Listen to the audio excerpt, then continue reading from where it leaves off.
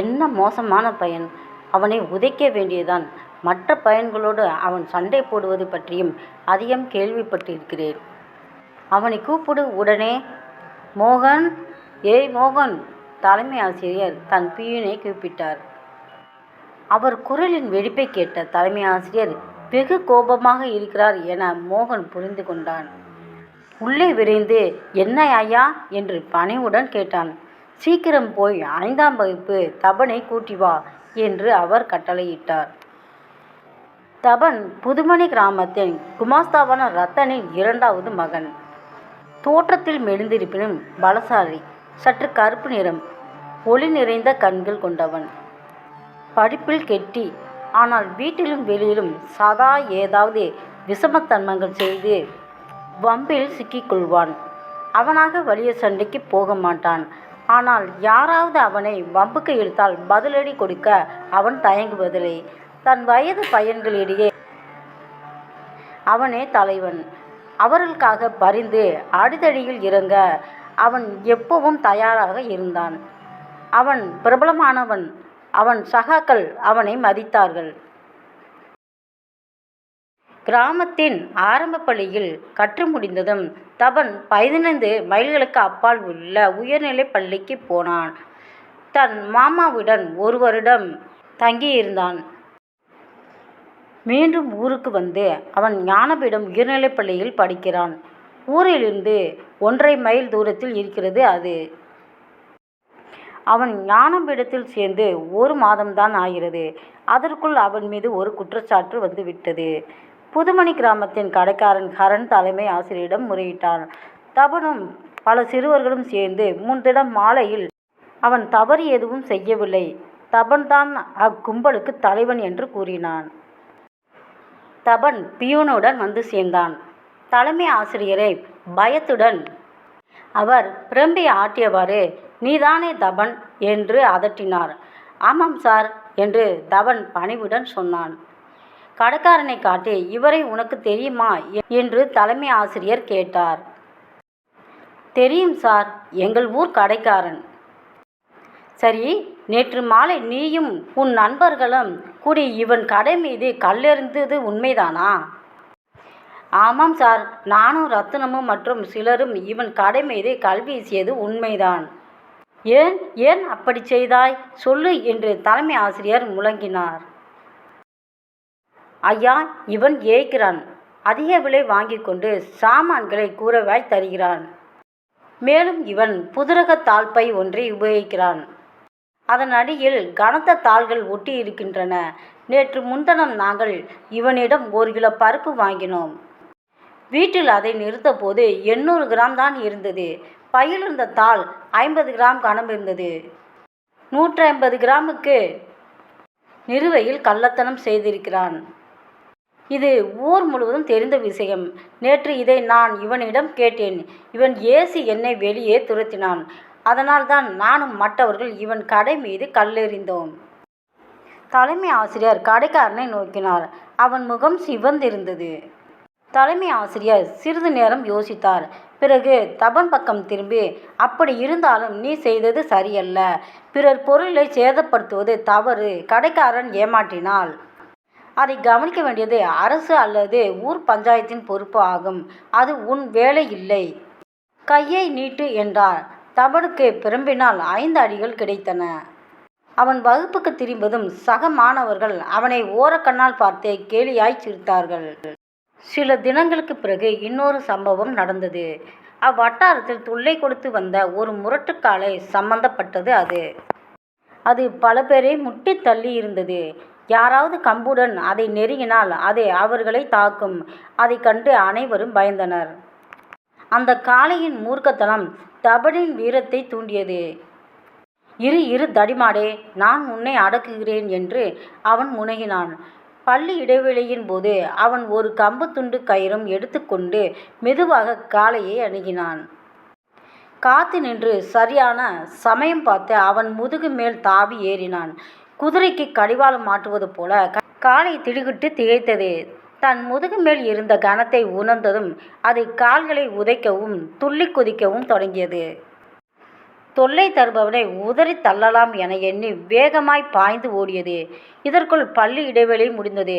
வகுப்பு ஆரம்பித்து விட்டது. ஆனால் தபன் காளையை அடக்குவதிலேயே கருத்தாக இருந்தான். துள்ளி குதிக்கும் முரட்டு காளையின் முதுகிலிருந்து கீழே விழாதபடி அவன் கயிற்றை இறுக பற்றி கொண்டு சமாளித்தான். காளையின் முதுகில் தட்டினான். இது காளைக்கு மேலும் வெறுப்பூட்டியது. அது பள்ளி வளைவினுள் பாய்ந்தது. 7ஆம் வகுப்பு அறைக்குள் புகுந்தது. ஆசிரியரும் மாணவர்களும் பதறி எடுத்து சிதறினர். முட்டி மோதிக்கொண்டு அறைக்கு வெளியே ஓடினார்கள். பலர் தவறி விழுந்தனர். ஆசிரியர் ரஜினி சகாரியா வெளியில் ஓட தப்பினார். வெறித்தனமாக தாவி குதித்த காளையின் கொம்புகள் பட்டு ஜன்னல் கண்ணாடிகள் உடைந்து போயின. இறுதியில் முரண்டுவிட்ட காளை அரன்று கதறி பள்ளி மைதானத்திலிருந்து ஓடி தள்ளாடி விழுந்தது. சில கணங்களில் துள்ளி எழுந்து திரும்பி பார்க்காமலே தப்பினோம் பிடித்தோம் என்று பயந்து ஓடியது. ஆகவே தபன் பேரில் மற்றொரு குற்றச்சாட்டு வந்தது. இம்முறை ஆசிரியர் ரஜினி சகாரியா முறையிட்டார். தலைமை ஆசிரியர் கோபத்தால் வெகுண்டார். அந்த பையன் ஓயாத தொல்லையாக தொந்தரவு தருபவனாக இருக்கிறானே. மாணவர்கள் மட்டுமன்றி பள்ளி கட்டிடமும் பாதிக்கப்பட்டிருக்கிறது. அவர் தபனை மீண்டும் வரவழைத்தார். பள்ளியால் மோகனோடு தபன் வந்தான். அவனை கண்டதும் தலைமை ஆசிரியரின் கோபம் பொங்கியது. நீ ஒரு துஷ்டன், ஏன் அந்த காளையை நீ வகுப்பறைக்குள் ஓட்டினாய் என்று பிரம்பை ஆட்டிக்கொண்டே அவர் கேட்டார். தலை குனிந்து நின்ற தவன் சொன்னான், ஐயா, நான் அந்த காளையை வகுப்புக்குள் ஓட்டவில்லை. அதை அடக்குவதற்காக நான் அதன் முதுகில் சவாரி செய்தேன். அது சடார் என்ற அறைக்குள் பாய்ந்து விட்டது. பள்ளி நேரத்தில் காளை சவாரி பண்ணும்படி உனக்கு யார் சொன்னது? கையை நீட்டு. தபன் தலைமை ஆசிரியரின் பிரம்பால் 15 அடிகள் பெற்றான்.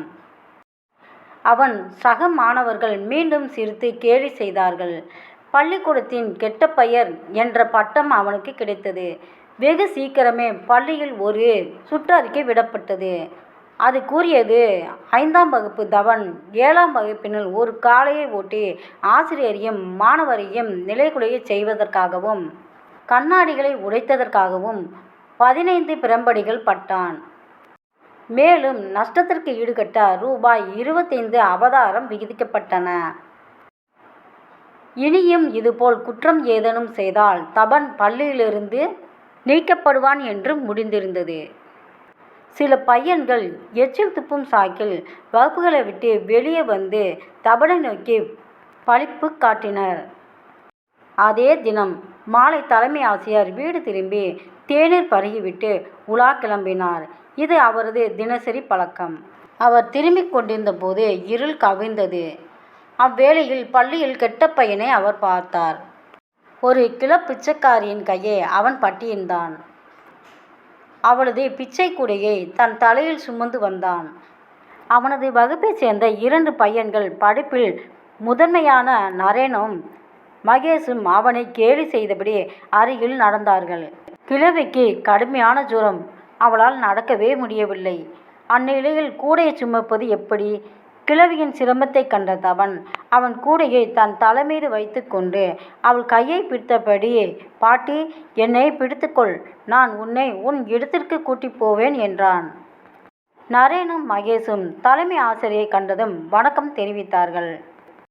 தபனை கேலியாக பார்த்து முறுவலித்தார்கள்.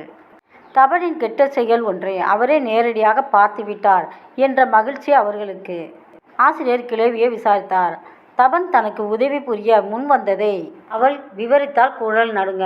அவன் தபனை காட்டி, இந்த அருமை பிள்ளை வந்துராவிட்டால் நான் இன்னும் தெருவிலேயே விழுந்து கிடப்பேன். கடவுள் அவனை காப்பாற்றட்டும். நான் சிரமப்படுவதை இந்த 2 பையன்களும் பார்த்தார்கள். ஆனால் உதவவில்லை.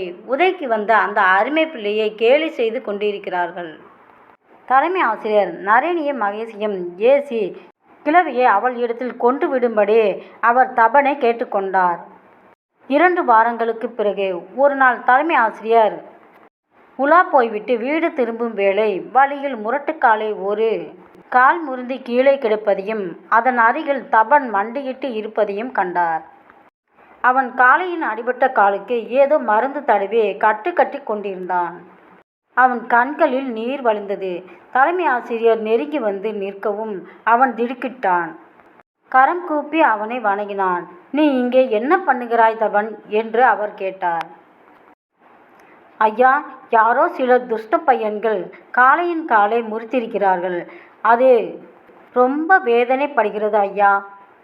ஊமை பிராணிகளை வதைப்பது தவறு இல்லையா என்றான் தபன் வருத்தமாய். அன்றொரு நாள் இதே காளையின் மீதுதானே நீ சவாரி செய்தாய்? இது துஷ்ட மிருகம், இதை அடக்க வேண்டும் என்று நீதானே சொன்னாய். இன்று இது உன் பார்வையில் நல்ல பிராணியானது எப்படி? ஐயா, இது கொடிய மிருகமாகத்தான் இருந்தது. ஆனால் நான் சவாரி செய்த நாள் முதல் இது திருந்திவிட்டது. மனிதர்களை முட்டுவதை விட்டுவிட்டது. அத்தோடு அவர்களுக்கு வழிவிட்டு ஒதுங்கி போகிறது. இது அவர்கள் அடுத்திருக்க கூடாது. நான் சில மூலிகளை மென்று அந்த கூளை வைத்து அடிபட்ட காலுக்கு கட்டு போட்டிருக்கிறேன். அது காயத்தை குணப்படுத்தும் என்று என் அப்பா சொல்லி கேட்டிருக்கிறேன் என தயன் சொன்னான். அந்த காளைக்காக அவனுள் அனுதாபம் நிறைந்தது. அவன் கண்களில் நீர். தலைமை ஆசிரியர் சிந்தனையில் ஆழ்ந்து நின்றார். பிறகு தயன் முகத்தை பார்த்து அவனை பிரியத்துடன் தட்டி கொடுத்தார். எதுவும் பேசாது நடக்கலானார். அவர் கண்கள் பணிந்திருந்தன. ஞானபீடம் உயர்நிலைப்பள்ளியின் பரிசளிப்பு விழா நாள். ஹவ்வாத்தி கல்லூரி ஒன்றின் முதல்வர் விழாவுக்கு தலைமை தாங்க அழைக்கப்பட்டிருந்தார். இம்முறை பள்ளியில் மிகச்சிறந்த நடத்தை உடைய மாணவனுக்கு ஒரு விசேஷ பரிசு வழங்குவது என்று தலைமை ஆசிரியர் ரபீன் பர்வா தீர்மானித்திருந்தார். 3 நூல்கள், மகாத்மா காந்தி, ஜவஹர்லால் நேரு, லால் பகதூர் சாஸ்திரி ஆகியோரது வாழ்க்கை வரலாறுகள் பரிசாக வழங்கப்பட இருந்தன. வகுப்புகளில் மாணவர்கள் விசேஷ பரிசு பற்றி விவாதித்தனர். 5ஆம் வகுப்பு நரேன் கேலியாய் தன் அருகில் இருந்த பாபேஸிடம் உரக்கச் சொன்னான். உனக்கு தெரியுமா பாபேஸ், நன்னடத்தைக்கு உரிய பரிசு தமனுக்கு தான் என்று எல்லோரும் சிரித்தார்கள். பூமி பிளந்து தன்னை விழுங்காதா என அவன் எண்ணினான். விழா தொடங்கியது. தலைவருக்கு வரவேற்பு நிகழ்ந்த பின் செயல் அறிக்கை படித்தார்.